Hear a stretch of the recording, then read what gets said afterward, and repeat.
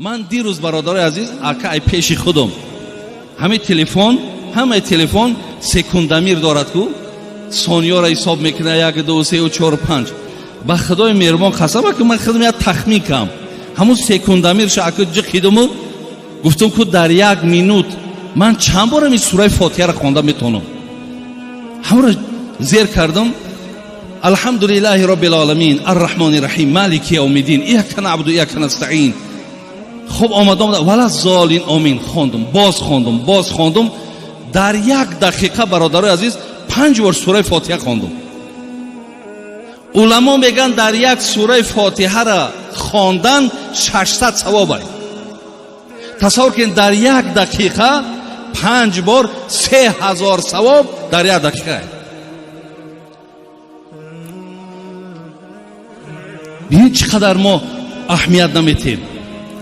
1 دقیقه در آدم میتواند 3000 ثواب صاحب شود.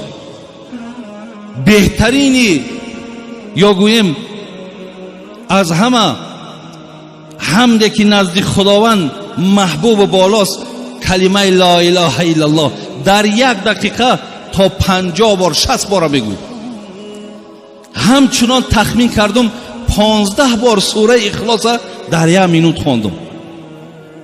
برادر عزیز ما میتونیم اینا بین 45 میشود 5 مینوت دیگه مونده است ای کی میشود گفتم کی میشود قد میگذرونیش.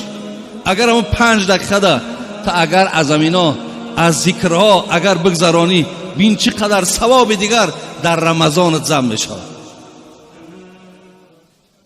زین لحاظ برادر عزیز وقت بسیار حتی حسن بصری یک سخن زیبا داره میگه وقتی که آفتاب روشن میشیده است روزی نو که می آمده است میگه همین روز به آدمیزاد میگفته است ای فرزند آدم من شاهدی همه کارهای تو هستم پایبندی کارهای خوب شو تا زیرا اگر من رفتم دیگر بازگشت ندارم.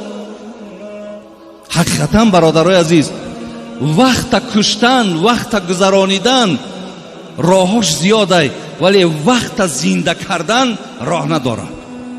وقت کشی آسان است ولی وقت زنده کردن نیست برادرای عزیز و گرامی.